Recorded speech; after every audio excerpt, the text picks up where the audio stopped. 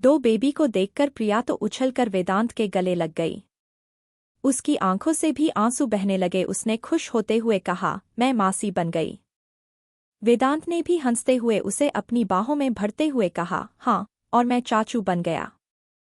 Nurse ने एक baby प्रिया के हाथों में दिया और एक बेबी वेदांत के हाथों में, और कहा, इसमें एक बेबी बॉय है और एक बेबी गर्ल।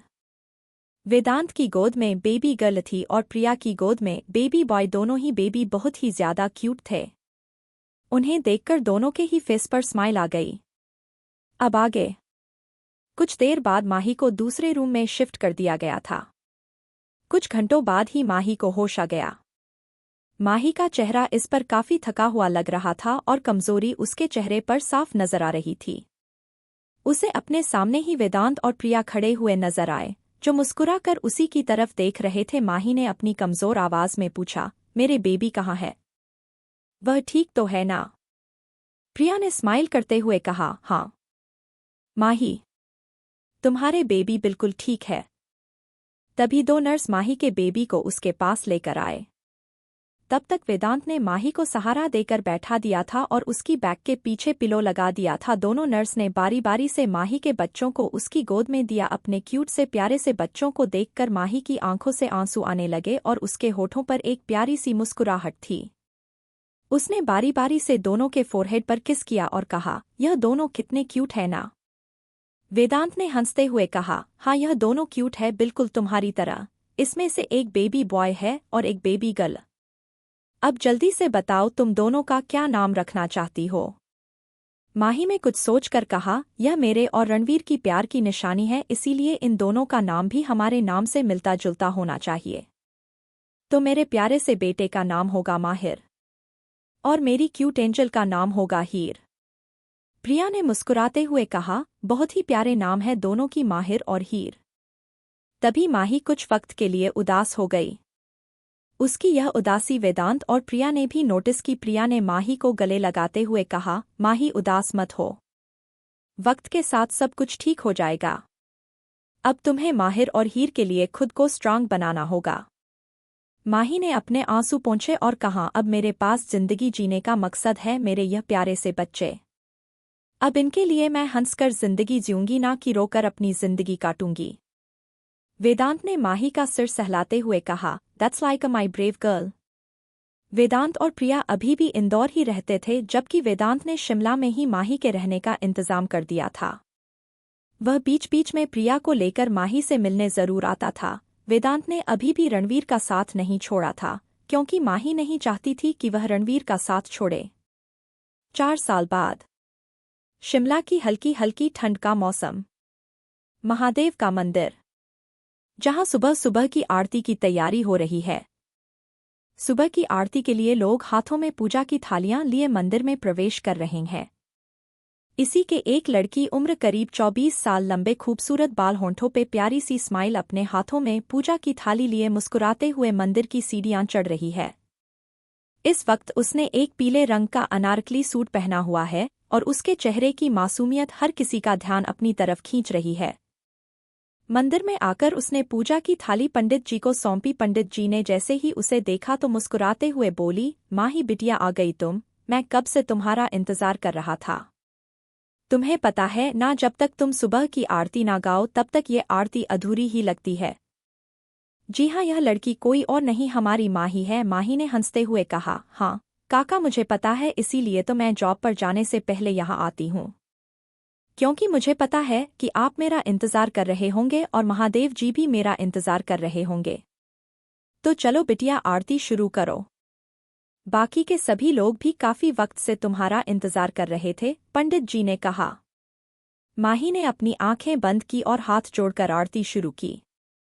इस वक्त उसके होंठ मंद मंद मुस्कुरा रहे थे। सत्य, सनातन, सुंदर, शिव, सबके स्वामी, अविकारी, अविनाशी, अज, अंतर्यामी, हर हर हर महादेव, आदि अनंत, अनामय, अकल, कलाधारी, अमल, अरूप, अगोचर, अविचल, अघारी, हर हर हर महादेव, ब्रह्मा, विष्णु, महेश्वर, तुम त्रिमूर्तिधारी, कर्ता, भर्ता, धरता तुम ही संहारी। हर हर हर महादेव। रक्षक भक्षक प्रेरक तुम ऑर्डरदानी। साक्षी परमकर्ता कर्ता अभिमानी। हर हर हर महादेव। मणिमय भवन निवासी अति भोगी रागी सदा मसान बिहारी योगी वैरागी। हर हर हर महादेव।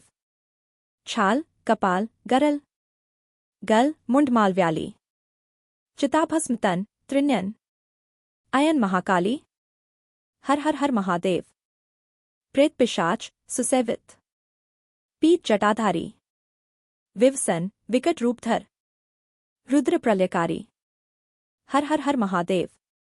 शुभ्र सौम्य सुरसरिधर शशिधर सुक्कारी अतिकमनीय शांतिकर शिव मुनि मनहारी। हर हर हर महादेव। निर्गुण सगुण निरंजन जगमय नित्य प्रभो कालरूप केवल हर कालातीत विभो। हर हर हर महादेव। सच्चिदानंद रसमय करुणामय धाता प्रेम सुधानिधि प्रियतम अखिल विश्वत्राता। हर हर हर महादेव। हम अति दीन दयामय चरण शरण दीजय सब विधि निर्मलमति कर अपना कर लीजय। हर हर हर महादेव। आरती खत्म होते ही सभी ने महादेव का जयकारा लगाया हर हर महादेव। और एक साथ बहुत सारी घंटियां बजने की आवाज में वहां गूंज उठी। पंडित जी ने माही को प्रसाद दिया और दो ने प्रसाद एक्स्ट्रा दिया और कहा यह हमारे दोनों बाल गोपाल के लिए। माही ने प्रसाद लिया पंडित जी का आशीर्वाद लेकर वहां से चली गई। माही का घर मंदिर से ज्यादा दूर नहीं था इसीलिए वह पैदल ही अपने घर के लिए चली गई। कुछ देर बाद एक छोटे से मगर प्यारे से घर के सामने खड़ी थी। घर ज्यादा बड़ा नहीं था लेकिन ज्यादा छोटा भी नहीं था पर कुल मिलाकर बहुत ही खूबसूरत था। घर के बाहर छोटी सी बगिया भी बनी हुई थी जिसमें बहुत ही प्यारे प्यारे फूल उगे हुए थे। घर के बाहर ही एंट्री पर एक छोटा सा गेट बना हुआ था। माही ने वह गेट खोला और अंदर आ गई। उसके बाद अपने घर का मेन डोर ओपन कर अंदर चली गई। अंदर आकर माही ने प्रसाद को रखा और अपनी कदम एक रूम की तरफ बढ़ा दिए। ये रूम देखने में ही किसी छोटे बच्चे का रूम लग रहा था। ये रूम माहिर और हीर का रूम था। वहीं पर अगल बगल में छोटे छोटे दो बेड भी लगे हुए थे। एक बेड पर माहिर सो रहा था, एक बेड पर हीर। माही ने प्यार से अपने छोटे छोटे बच्चों को देखा। दोनों हुए सोते हुए बहुत ही क्यूट लग रहे थे। हीर एक टेडी बियर को हग किए हुए सो रही थी। उसके फूले हुए गुलाबी गाल, छोटे छोटे पिंक लिप्स, उसकी बड़ी बड़ी पलकें, छोटी सी नाक, वो बहुत ही क्यूट लग रही थी। हीर बिल्कुल माही पर गई थी। वहीं माहिर बिल्कुल रणवीर की जुरोक्स कॉपी था। उसके फेस के फीचर्स काफी हद तक रणवीर से मिलते थे। उसके फेस पर हमेशा एक एटीट्यूड रहता था और रणवीर की तरह ही अपनी जिद का पक्का था। लेकिन सोते हुए वो इतना क्यूट लग रहा था जैसे दुनिया भर की सारी शराफत इसी में समाई हुई हो। माही ने बारी बारी से दोनों को किस किया और उनके सिर पर हाथ फेरते हुए बोली, उठ जाओ बेबी, स्कूल के लिए लेट हो जाएगा। माहिर थोड़ा कसमसाया लेकिन फिर भी वो जल्दी जाग गया। लेकिन हीर, उसे तो अपनी नींद कुछ ज्यादा ही प्यारी थी। वो नींद में ही कसम साते हुए बोली, मम्मा छोने दो ना, मुझे स्कूल नहीं जाना। माहिर अपने बेड से उठा और माही के पास आकर उसकी गोद में सिर रखकर लेट गया। माही ने उसके सॉफ्ट बालों ने अपनी उंगलियां फेरते हुए कहा, बच्चा आप भी उठ जाओ ना, देखो देर हो रही है। माहिर ने माही की तरफ देखा और उठकर माही को पीछे से हग कर लिया और उसके गले में अपनी बाहें डालकर कहा, मम्मा आप मुझे लेकर चलो वॉशरूम तक। माही ने अपने बेटे की बाहों को पकड़ा और कहा, बच्चा अब आप बड़े हो गए हो, अब आप खुद भी तो जा सकते हो ना, यह रोज रोज क्या आपकी डिमांड भी ना बस।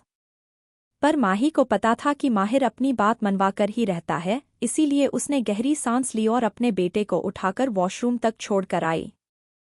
फिर वापस हीर के पास आई। हीर अभी भी गधे घोड़े बेचकर सो रही थी। उसने उसे अपनी गोद में उठाया और कहा, बच्चा उठ जाओ, देखो मम्मा को भी देर हो रही है ना जाने के लिए, कहते हुए उसके मुलायम रेशमी बालों को सहलाने लगी। माही के सुबह की शुरुआत ऐसे ही होती थी। उसे अपने बच्चों को उठाने के लिए कड़ी मशक्कत करनी पड़ती थी, खासकर कि हीर को, क्योंकि हीर को अपनी नींद बहुत ही ज्यादा प्यारी थी। माहिर फिर भी कभी कभी बहुत कम परेशान करता था, लेकिन कभी कभी जब वह जिद पर आ जाता था तो अपनी जिद मनवाकर ही रहता था।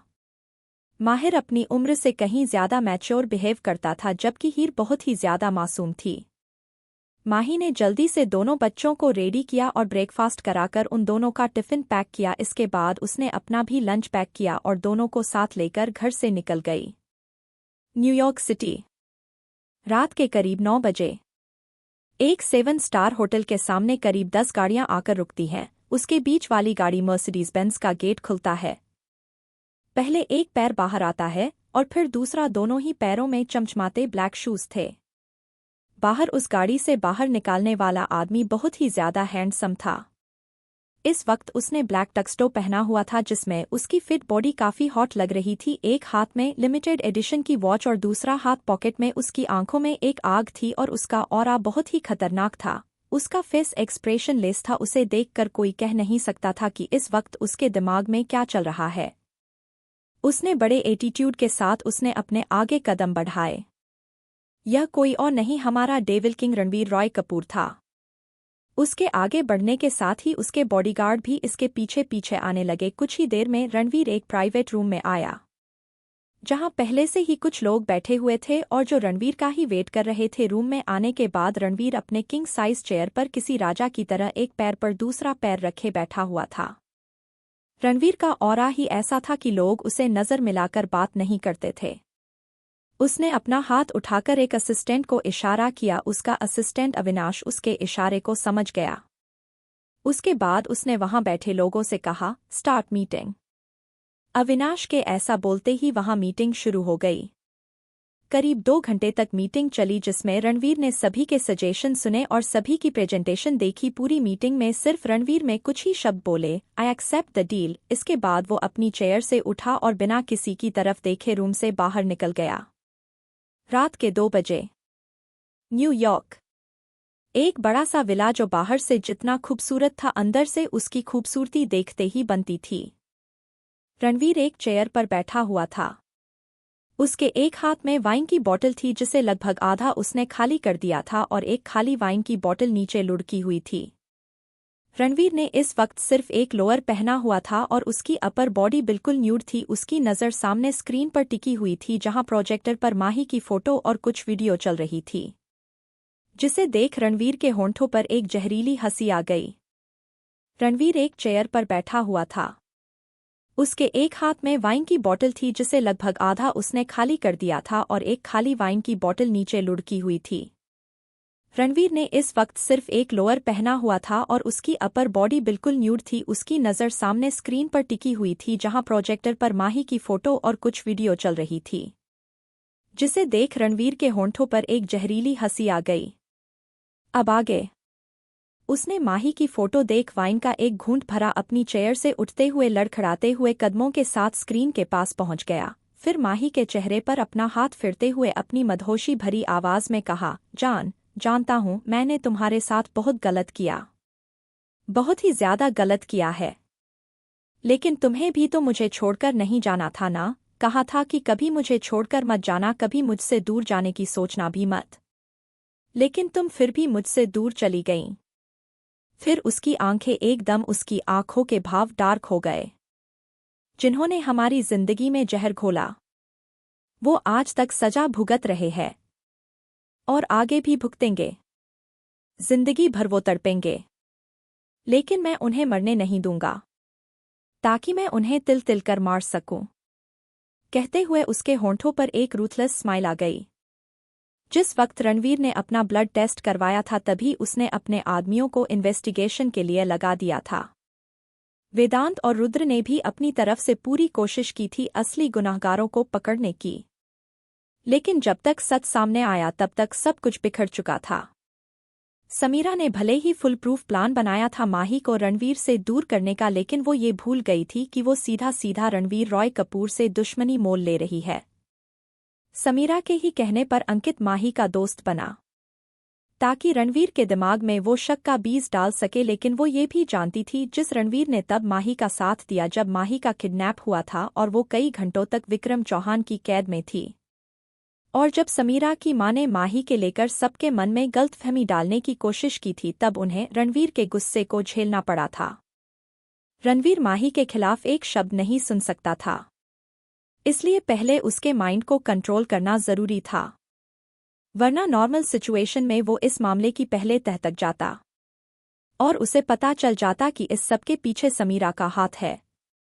इसलिए समीरा किसी न किसी के जरिए रणवीर को ड्रग्स देती थी ताकि रणवीर की सोच और समझ पर उसका गुस्सा हावी रहे। रणवीर की पर्सनल सेक्रेटरी, उसे भी समीरा ने ही भेजा था और उसे ज्वाइन किए हुए कुछ ही दिन बीते थे।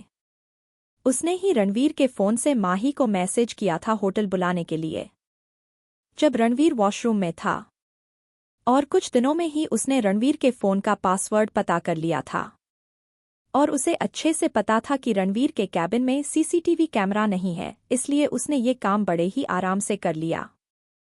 लेकिन उससे यही गलती हो गई। रणवीर के कैबिन में चारों तरफ हिडन कैमरा लगे हुए थे जिसका पता सिर्फ रणवीर के खास आदमियों को था। उसकी इसी गलती से धीरे धीरे समीरा के सारे कांड खुलते गए और वो रणवीर की पकड़ में आ गई। अंकित को एयरपोर्ट से उठा लिया गया क्योंकि वो देश छोड़ने की फिराक में था और उसे पता था कि अगर वो रणवीर की पकड़ में आ गया तो उसकी मौत निश्चित है। आज वो तीनों ही रणवीर की कैद में अपनी सजा भुगत रहे थे। रणवीर अभी भी माही की फोटो को इंटेंस नजरों से देखे जा रहा था। दिल तन्हा क्यों रहे, क्यों हम टुकड़ों में जिए, X2, क्यों रूह मेरी ये सहे, मैं अधूरा जी रहा हूं, हरदम ये कह रहा हूं, मुझे तेरी जरूरत है, X3। रणवीर अपने हाथ माही की आंखों पर, उसके गालों पर, उसक होंठों पर फेर रहा था जैसे माही खुद उसके सामने मौजूद हो। ये दिल तन्हा क्यों रहे, क्यों हम टुकड़ों में जिए, X2, क्यों रूह मेरी ये सहे, मैं अधूरा जी रहा हूं, हरदम ये कह रहा हूं, मुझे तेरी जरूरत है, X2।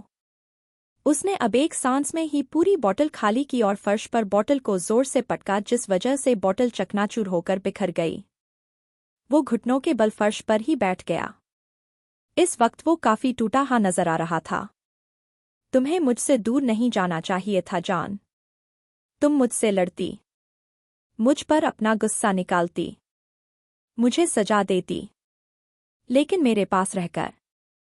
लेकिन तुम मुझसे दूर ही चली गई, साथ में तुम मेरी रूह भी ले गई। अंधेरों से था मेरा रिश्ता बड़ा, तूने ही उजालों से वाकिफ किया। अब लौटा मैं हूं इन अंधेरों में फिर, तो पाया है बुध को बेगाना यहाँ। तन्हाई भी मुझसे ठफा हो गई, बंजारों ने भी ठुकरा दिया। मैं अधूरा जी रहा हूं, बुध पर ही एक सजा हूं। मुझे तेरी जरूरत है, मुझे तेरी जरूरत है। रणवीर अपनी जगह से उठा, फिर धीरे धीरे रणवीर पीछे की तरफ जाने लगा और अपने दोनों फैलाकर पीठ के बल बैठकर गिर गया। उसकी आंखें सीलिंग को घूर रही थी। उसकी आंखों के सामने माही के साथ बिताया एक एक लम्हा नजर आने लगा।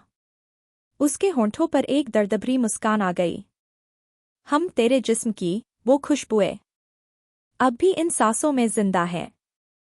मुझे हो रही इनसे घुटन, मेरे गले का ये फंदा है। हो तेरे चूड़ियों की वो खनक, यादों के कमरे में गूंजे हैं। सुनकर इसे आता है याद, हाथों में मेरे जंजीरें हैं। तू ही आके इनको निकल जरा, कर मुझे यहां से रिहा। मैं अधूरा जी रहा हूं, ये सदाएं दे रहा हूं। मुझे तेरी जरूरत है। उसके होठ धीरे से बड़बड़ाए, वापस आ जाओ जान, तुम्हारी हर सजा मुझे मंजूर है, बस मेरे पास आ जाओ। तुम ही तो थी मेरा सुकून, जब से तुम गई हो एक पल सुकून से नहीं जिया हूं मैं, वापस आ जाओ। कहने के साथ ही कुछ नशे की वजह से और कुछ थकान की वजह से उसकी आंखें बंद हो गई और आंसू का एक कतरा उसकी आंखों की किनारे से बहता हुआ कहीं गुम हो गया। शिमला। माही ने बच्चों को उनकी क्लासरूम में छोड़ा और खुद स्टाफ रूम की तरफ बढ़ गई। रास्ते में बच्चे उसे मॉर्निंग विश करते हुए जा रहे थे। माही भी स्माइल करते हुए उनके जवाब दे रही थी। स्टाफ रूम में पहुंचकर माही ने लॉकर से अपना जरूरी सामान निकाला ही था कि पियोन ने आकर कहा, मैम, आपको प्रिंसिपल मैम ने अपने ऑफिस में बुलाया है। माही ने अपना सिर हिलाते हुए कहा, ठीक है, आप जाइए, मैं भी आ रही हूँ। माही का जवाब सुनकर पियोन वहां से चला गया। माही ने अपना सामान लिया और वह स्टाफ रूम से निकालकर प्रिंसिपल मैम के ऑफिस की तरफ चली गई। प्रिंसिपल मैम उसी का ही वेट कर रही थी। माही ने डोर नॉक किया तो उन्होंने माही को अंदर आने के लिए कहा। माही अंदर गई, स्माइल करके उन्हें ग्रीट किया तो प्रिंसिपल ने भी स्माइल करके उसे सामने बैठने का इशारा किया। माही ने सामने चेयर पर बैठते हुए पूछा, मैम, आपने मुझे बुलाया, कुछ काम था क्या? प्रिंसिपल मैम ने स्माइल करते हुए कहा, माही, आज से 15 दिन बाद हमारे एनुअल फंक्शन स्टार्ट होने वाले हैं और तो तुम जानती हो यह फंक्शन के चीफ गेस्ट मिस्टर राठौर हैं। माही जानती थी कि वेदांत इस स्कूल का ट्रस्टी है और वह हर साल चीफ गेस्ट के तौर पर इसमें शामिल होता है, इसीलिए यह कोई नई बात नहीं थी। उसने भी स्माइल करते हुए कहा, जी मैम, मुझे पता है कि मिस्टर वेदांत राठौर इसमें चीफ गेस्ट के तौर पर शामिल होंगे। प्रिंसिपल मैम ने अपनी बात आगे बढ़ाते हुए कहा, माही, मैं चाहती हूँ कि हाई स्कूल की बच्चियों के डांस की प्रैक्टिस तुम करवाओ, क्योंकि पिछली बार भी परफॉर्मेंस काफ़ी अच्छी गई थी और वह सिर्फ तुम्हारी प्रैक्टिस करवाने की वजह से। प्रिंसिपल मैम की बात सुनकर माही ने स्माइल करते कहा, जी मैम, मैं ऐसा बिल्कुल करूँगी, बल्कि मैं कल से ही उनके प्रैक्टिस स्टार्ट करवा देती हूँ। फिर माही ने वहाँ से जाने की इजाज़त मांगी और प्रिंसिपल मैम ने भी उसे जाने के लिए कहा। माही वहां से अपनी क्लास की तरफ बढ़ गई। माही ने शिमला में रहकर ही अपनी आगे की पढ़ाई पूरी की थी। पढ़ाई पूरी करने के बाद उसने जॉब करने की इच्छा वेदांत के सामने रखी तो वेदांत ने भी अपने ही स्कूल में उसकी जॉब लगवा दी। माही ने उसी स्कूल में जॉब करने का सोचा जहां पर वह अपने बच्चों को भी पढ़ा सके, इसीलिए हीर और माहिर का एडमिशन भी उसी स्कूल में हुआ। इसी बहाने माही हीर और माहिर का ध्यान भी रख लेती थी और उसे फिर उनकी चिंता भी नहीं होती थी।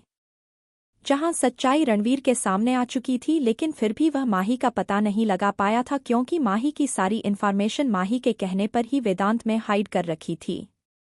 माही नहीं चाहती थी कि रणवीर उसे ढूंढ पाए, क्योंकि वो अब उसके पास नहीं जाना चाहती थी। ऐसा नहीं था कि माही आज भी रणवीर को याद नहीं करती थी, आज भी माही रातों को अकेले में रणवीर को याद करके रोती थी, लेकिन उसका दिल इतनी बुरी तरह से टूटा था कि अब उसमें इतनी भी हिम्मत नहीं थी कि वह वापस किसी पर भी भरोसा कर सके, खासकर रणवीर पर। अब वो रणवीर पर भरोसा नहीं करती थी। अब वह सिर्फ जीना चाहती थी तो अपने बच्चों के लिए। उनके बच्चे ही उसकी जिंदगी थे। उसने अपनी पूरी जिंदगी अपने बच्चों के नाम कर दी थी। वेदांत और प्रिया ने कई बार माही को समझाने की कोशिश की, उसे सच भी बताया कि यह सब कुछ समीरा ने उन दोनों के बीच में क्रिएट किया था, लेकिन माही कुछ सुनने के लिए तैयार ही नहीं थी, क्योंकि आज भी वह डर उसके दिमाग पर, उसके दिल पर हावी था। आज भी जब भी वो उस दिनों को याद करती थी तो वह पैनिक होने लग जाती थी। वह भले ही अपनी जिंदगी में आगे बढ़ चुकी थी, लेकिन वह डर आज भी उसके अंदर मौजूद था।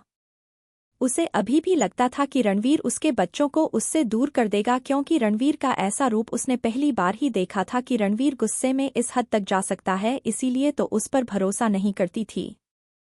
वेदांत और प्रिया ने भी हार कर सब कुछ समय पर छोड़ दिया, क्योंकि वह माही को ज्यादा प्रेशराइज नहीं करना चाहते थे और वह भी जानते थे कि भले ही इतने साल बीत चुके हैं, लेकिन आज भी वह उन दिनों को जब याद करती है तो पैनिक होने लगती है। उस घटना ने माही के दिल और दिमाग पर बहुत ही गहरा असर किया था। लंच ब्रेक हो चुका था और सभी बच्चे मैदान में लंच के बाद खेल रहे थे। जहां माहिर अपने दोस्तों के साथ खेल रहा था, वहीं हीर अपने दोस्तों के साथ खेल रही थी। हीर और माहिर दोनों ही बहुत ही ज्यादा क्यूट थे और सभी का ध्यान अपनी तरफ आकर्षित कर लेते थे। खेलते खेलते हीर की किसी लड़के से फाइट हो गई। हीर वैसे तो बहुत क्यूट थी, लेकिन जब उसे गुस्सा आता था तो सामने वाले को पीट देती थी।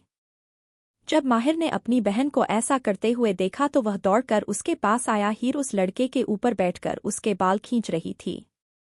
उसने बड़ी मुश्किल से उसे उस लड़के से दूर किया। हीर का चेहरा बिल्कुल लाल हो रहा था और उसके चेहरे पर थोड़ी सी मिट्टी भी लगी हुई थी। उसके कपड़े भी सारे मिट्टी में हो गए थे। माहिर ने उसे पकड़कर खड़ा किया और लगभग डांटते हुए पूछा, क्या कर रही हो हीर? क्यों मार रही हो उसको तुम? तो हीर ने अपना मुंह फुला कहा, भाई इचने मेरी चॉकलेट चुराई। उस लड़के ने भी खड़े होते हुए कहा, मैंने इसकी चॉकलेट नहीं चुराई, ये मेरी है, मेरी मॉम ने मुझे दी थी। माहिर ने अपनी आंखें छोटी कर उसे घूरा और कहा, यह तुम्हारी मॉम ने दी है ना? जरा मुझे दिखाओ इसे। और उस लड़के से उसकी चॉकलेट लेकर उसके रैपर के पीछे की साइड देखने लगा और उस लड़के को दिखाते हुए कहा, यह चॉकलेट इंडिया में मिलती ही नहीं है, ये सिर्फ न्यूयॉर्क में मिलती है। यह देखो, यह न्यूयॉर्क से आई हुई है और इसे मेरे चाचू ने भेजा है। इसे कुछ दिनों पहले वो लेकर आए थे और यह हीर की फेवरेट चॉकलेट है। इसका मतलब है कि तुमने हीर की चॉकलेट चुराई है और उसी से झगड़ा कर रहे थे। क्या अब मैं तुम्हारी शिकायत करूं मैम से? छोटा लड़का घबरा गया। उसने कहा, नहीं नहीं मैम को कुछ मत बताना।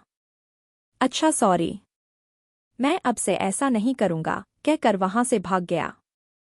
माहिर ने फिर हीर को देखा। हीर की हालत बहुत ही खराब हो रही थी। उसने अपने पूरे चेहरे, पूरे कपड़ों में मिट्टी लगा दी थी। फिर उसने हीर को डांटते हुए कहा, अगर उसने चॉकलेट चुराई थी तो तुम मुझसे आकर शिकायत कर सकती थी, खुद क्यों बंदरिया की तरह उस पर चढ़ बैठी? अब देखो क्या हालत बना ली खुद की। अब चलो तुम्हारे कपड़े साफ कर दूं, अगर मम्मा ने देख लिया तो बहुत डांट पड़ेगी। माहिर की बात सुनकर हीर ने पप्पी फेस बनाकर कहा, भाई प्लीज मम्मा को मत बताना, वो बहुत डांटेंगी।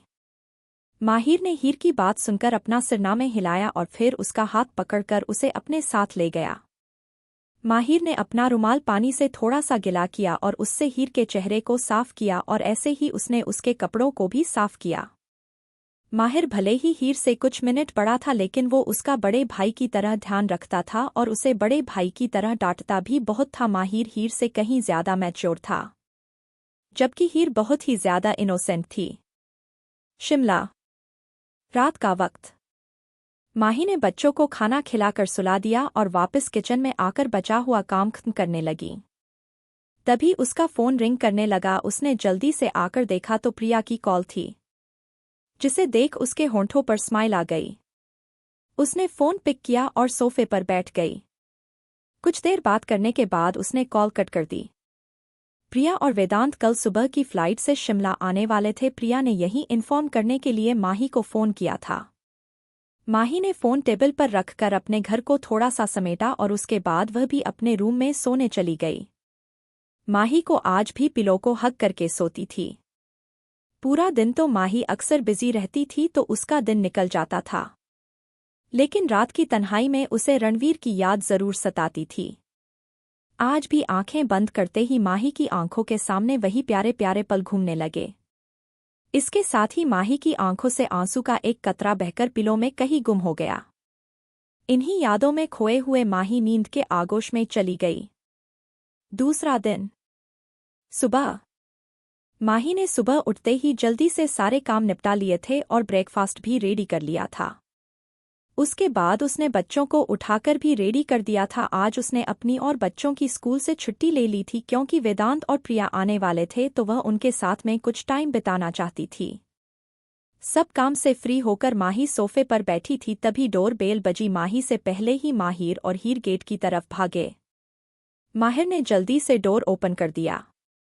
सामने वेदांत और प्रिया ने जैसे ही माहिर और हीर को देखा दोनों ने ही उन्हें अपनी गोद में ले लिया।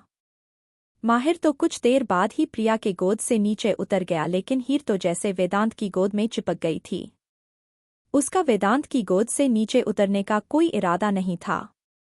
वेदांत ने हंसते उसके सिर को सहलाया और उसे ऐसे ही गोद में लेकर सोफे पर बैठ गया। माही दोनों के लिए पानी लेकर आई और उन्हें पानी देकर ट्रे टेबल पर रखकर वह भी सोफे पर बैठ गई। हीर ने बहुत ही क्यूट तरीके से वेदांत से पूछा, चाचू आप मेरे लिए चॉकलेट लाए हो ना? वेदांत ने उसके क्यूट से गुलाबी गालों को पिंच करते हुए कहा, हाँ मेरी एंजल, मैं तुम्हारे लिए ढेर सारी चॉकलेट लेकर आया हूँ। मैं कभी भला भूल सकता हूँ कि मेरी एंजल कितना इंतजार करती है अपनी फेवरेट चॉकलेट का। कहते हुए उसने एक पैकेट हीर को पकड़ा दिया। हीर ने वह पैकेट पकड़ा और जल्दी से वेदांत के दोनों गालों पर प्यारी सी किस की और उसकी गोदी से नीचे उतर गई। फिर प्रिया ने भी माहिर की तरफ एक पैकेट बढ़ा दिया, जिसे देख माहिर खुश हो गया और जल्दी से उसे लेकर अपने रूम की तरफ भाग गया। माही ने पूछा, क्या माहिर ने तुमसे कुछ मंगवाया था क्या? तो प्रिया ने कहा, यह उसकी मासी और उसके के बीच की बात है, तुम बीच में मत पड़ो। माही ने गहरी सांस ली और अपना सिर हिलाते हुए कहा, तुम बिगाड़ के रख दोगी उसको। प्रिया ने मुंह बनाते हुए कहा, इसे बिगाड़ना नहीं, इसे लाड़ करना कहते हैं। तुमसे ना प्रिया, बातों में कोई जीत नहीं सकता है। वेदांत कैसे झेलोगे से इसे पूरी जिंदगी तुम? माही ने कहा। वेदांत ने प्रिया की तरफ देखते हुए कहा, अब जैसी भी है मेरी है, झेलना तो पड़ेगा। वेदांत के ऐसे कहने पर प्रिया ने गुस्से से कुशन उसकी तरफ फेंकते हुए कहा, जैसी भी है से तुम्हारा क्या मतलब है? बहुत अच्छी हूं मैं, किस्मत वाले हो, तुम्हें मैं मिली। बस यही होना था और उन दोनों की नोकझोंक शुरू हो गई। माही हंसते हुए सोफे से उठी और कहा, मैं तुम्हारा ब्रेकफास्ट लगाती हूँ, तुम दोनों जल्दी से फ्रेश हो जाओ। माही ने बच्चों को पहले ही ब्रेकफास्ट करा दिया था और उन्हें अपने रूम में भेज दिया था। अब माही, प्रिया और वेदांत तीनों ही डाइनिंग टेबल पर अपना अपना नाश्ता कर रहे थे। माही ने अपने नाश्ता करते हुए वेदांत से पूछा, तुम शादी कब कर रहे हो? तुम्हारे रिंग सेरेमनी को काफी वक्त बीत चुका है, क्या तुमने शादी की डेट नहीं निकलवाई? वेदांत ने कहा, अगले हफ्ते मॉम इंडिया वापस आ रही हैं और तभी हमारी शादी की डेट भी फाइनल हो जाएगी। माही ने स्माइल करते हुए कहा, चलो फाइनली इतने सालों के लिए रिलेशन के बाद तुम दोनों शादी के बंधन में बनने जा रहे हो। I am very happy for you. Vedant ने प्रिया को चिढ़ाते हुए कहा, शादी तो मैं कब की कर लेता, पर इसी की वजह से लेट हो रहा था, अपनी पढ़ाई पूरी करके ही शादी करनी थी इसे। हाँ, ये बात अलग है कि हर क्लास इसने भगवान के भरोसे ही पास की है। प्रिया, जिसने अभी अपने मुंह में ढेर सारा खाना ठूंस रखा था, वो गुस्से से वेदांत को घूरते हुए बोली, अब अगर तुमने मेरे नंबर कम आने के लिए दोबारा चिढ़ाया ना तो मैं ये शादी ही कैंसिल कर दूंगी, फिर रहना सारी जिंदगी कुंवारे, क्योंकि किसी और से तो मैं तुम्हारी शादी होने नहीं दूंगी और खुद भी तुमसे शादी नहीं करूंगी। वेदांत को प्रिया की फनी शक्ल देखकर बड़ी हंसी आ रही थी, लेकिन फिर भी वो अपनी हंसी कंट्रोल करते हुए बोला, मना करके तो बताओ, सीधा घर से उठा कर ले जाऊंगा। माही सिर नीचा किए अपना नाश्ता कर रही थी और दोनों की नोक-झोंक को एंजॉय भी कर रही थी। ब्रेकफास्ट करने की बात वेदांत बच्चों के रूम में चला गया। वहीं माही और प्रिया दोनों ने टेबल को साफ किया और प्रिया ने किचन को साफ करने में माही की मदद की। दोनों ही किचन में काम करते हुए आपस में बातें भी कर रही थी। प्रिया ने जब माही का मूड अच्छा देखा तो उसने बात छेड़ दी, माही, क्या तुम मेरी शादी में नहीं आओगी? तो माही इस बात पर चुप ही रही और जब माही की तरफ से कोई जवाब नहीं मिला तो प्रिया ने दोबारा कहा, माही यार, तुम मेरी बेस्ट फ्रेंड हो। अगर मेरी शादी में मेरी बेस्ट फ्रेंड ही नहीं होगी तो क्या मजा आएगा? वैसे भी रिंग सेरेमनी में तुम नहीं थी, मैंने तुम्हें कितना कहा था आने के लिए पर तुम नहीं आई। प्रिया की बात सुनकर माही ने एक फीकी स्माइल के साथ कहा, प्रिया, तुम सब कुछ जानती हो फिर भी तुम कह रही हो, प्लीज तुम ऐसे जिद मत करो मेरे साथ, और मेरी बेस्ट विशेस तो तुम दोनों के साथ है ही सही। माही की बात सुनकर प्रिया ने उदास होकर मन ही मन सोचा, माही चाहे तुम अपनी झूठी स्माइल के पीछे अपने दर्द को कितना भी छुपाने की कोशिश करो, पर मैं समझ सकती हूं कि तुम आज भी दर्द में हो और यही दर्द जीजू भी झेल रहे हैं, पर मैं अब तुम्हें और दर्द में नहीं देख सकती। मुझे तुम्हारे लिए कुछ न कुछ करना ही होगा। दोपहर को प्रिया वेदांत को किसी बहाने से अपने साथ बाहर ले गई, क्योंकि उसे वेदांत से कुछ बात करनी थी जो वो माही के सामने नहीं कर सकती थी। कुछ देर बाद प्रिया और वेदांत एक शांत मगर खूबसूरत जगह पर खड़े हुए थे।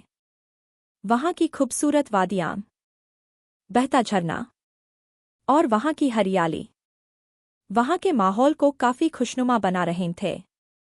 जब प्रिया काफी देर तक एक टक सामने देखती हुई किसी सोच में गुम थी, वेदांत ने उसके चेहरे के आगे अपना हाथ हिलाते हुए कहा, प्रिया, तुम अपने इस छोटे से दिमाग पर इतना प्रेशर डालकर क्या सोच रही हो? जब प्रिया ने वेदांत की बात सुनी तो उसे घूरते हुए देखा और कहा, मैं सोच रही हूँ कि वह जो सामने ऊंची पहाड़ी दिख रही है वहां तुम्हें ले जाकर वहां से तुम्हें धक्का दे दूं तो मेरी जान ही छूट जाए तुमसे। वेदांत ने जब प्रिया की बात सुनी तो उसके सिर पर टैप करते हुए कहा, तो क्या तुम शादी से पहले विधवा होना चाहती हो? प्रिया ने मुंह बनाते हुए कहा, अपनी बकवास बंद करो और मेरी बात ध्यान से सुनो। अब प्रिया सीरियस हो गई थी। उसने बहुत ही सीरियस टोन में कहा, वेदांत हमें कुछ करना होगा। तो वेदांत ने थोड़ा कंफ्यूजन से पूछा, क्या करना होगा? प्रिया ने कहा, मतलब जीजू और माही के लिए कुछ करना होगा। बहुत वक्त बीत चुका है यार, और हम दोनों ही जानते हैं कि दोनों एक दूसरे के बिना खुश नहीं है। और माहिर और हीर, उनके बारे में भी तो सोचो। वो दोनों मासूम तो अपने डैड के बारे में कुछ जानते ही नहीं, और अब वो दोनों बड़े हो रहे हैं। धीरे धीरे उनके मन में भी कई सवाल पैदा होंगे कि उनके डैड उनके साथ क्यों नहीं रहते। प्रिया की बात सुनकर वेदांत गहरी सोच में चला गया। उसने फिर प्रिया से कहा, मैं भी काफी वक्त से यही बात सोच रहा हूँ, लेकिन मैंने माही से वादा किया था कि मैं रणवीर को उसके बारे में कुछ नहीं बताऊंगा। तो प्रिया ने कहा, हाँ तो हम नहीं बताएंगे ना जीजू को कुछ भी, बल्कि हम ऐसी सिचुएशन क्रिएट कर सकते हैं जिससे दोनों का मिलना अपने आप हो जाए। इससे होगा यह कि तुम्हारा वादा भी नहीं टूटेगा और हम जीजू और माही को दोबारा मिला भी सकेंगे। प्रिया की बात सुनकर वेदांत ने उसे ऊपर से नीचे तक देखा और हैरान होते हुए कहा, तुम में इतना ज्यादा दिमाग कहाँ से आ गया प्रिया? लगता है मेरी संगत का असर हो रहा है। तो प्रिया ने एक पंच वेदांत के पेट पर मारते हुए कहा, दिमाग तो मेरे में बहुत है, पर चलता है ऐसे कामों में ही ज्यादा है। वेदांत ने हंसते हुए प्रिया को अपने गले से लगा लिया और कहा, तुम्हारी यही बातें तो मुझे सबसे ज्यादा तुम्हारा दीवाना बनाती हैं, कहते हुए फिर उसके सिर को चूम लिया। फिर दोनों ही अपनी आगे की प्लानिंग बनाने लगे, और कुछ वक्त बाद वो वापस घर आ गए। डिनर वो पैक करवा कर ही लाए थे और माही को फोन करके डिनर बनाने से मना कर दिया था। दूसरे दिन प्रिया और वेदांत दोनों ही सुबह जल्दी ही इंदौर के लिए निकल गए। न्यूयॉर्क। रणवीर डाइनिंग टेबल बैठकर अपना ब्रेकफास्ट कर रहा था। उसका चेहरा अभी भी पूरी तरह से एक एक्सप्रेशन लेस था। तभी उसका फोन रिंग करने लगा। उसने एक नज़र अपने फोन पर डाली। फोन इंडिया से था और कपूर मेंशन से था, इसीलिए रणवीर ने अपने हाथ नैपकिन से साफ किए और फोन पिक किया। सामने से अनीता जी की आवाज़ आई, हेलो रणवीर।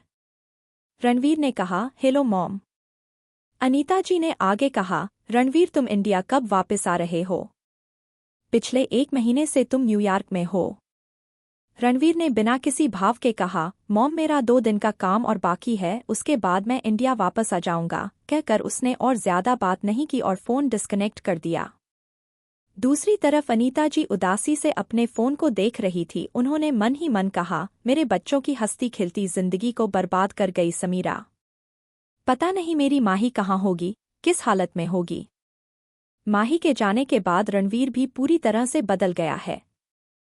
पता नहीं कब सब कुछ पहले की तरह ठीक होगा। रणवीर ऑफिस जाने के लिए बैठा ही था कि उसकी नज़र गार्डन एरिया में 3 लोगों पर पड़ी जो घुटनों के बल बैठे हुए थे। इसमें 2 फीमेल थे और 1 मेल। तीनों की हालत काफी फटेहाल थी। होने को वह भी इसी विला में काम करते थे, लेकिन वहां काम करने वाले सर्वेंट के कपड़ों में और उन तीनों के कपड़ों में जमीन आसमान का अंतर था।